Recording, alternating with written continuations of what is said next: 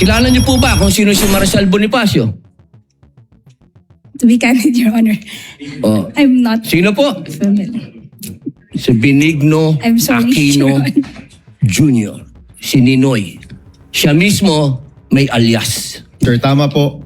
Si Ninoy Aquino po ang kanyang alias ay Marshal Bonifacio para makauwi po siya sa Pilipinas kung nasa Boston siya.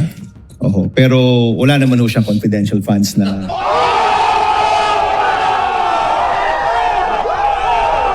Wala naman ho siyang confidential funds na... Wala ho siya sa mga AR na confidential funds. Lilinawin ko lang ho. Pinalagan ni Senator Bam Aquino ang pahayag ni Senator Robin Padilla na idinahilan ang makasaysayang alias upang ipagtanggol ang paggamit ng mga peking pangalan sa pag-liquidate ng confidential funds sa impeachment trial ni Vice President Sara Duterte. Matapos iambing ni Padilla ang mga alias sa acknowledgement receipts ng OVP sa mga ginamit ng mga pambansang bayani at banggitin ng gawa-gawang pangalang Marshal Bonifacio na ginamit ni Ninoy Aquino noong 1983. Nilinaw ni Bam na ginamit lamang ang alias para makauwi ang kanyang tiyo mula sa exile at kailanman ay hindi ito humawak o nag-liquidate ng confidential funds.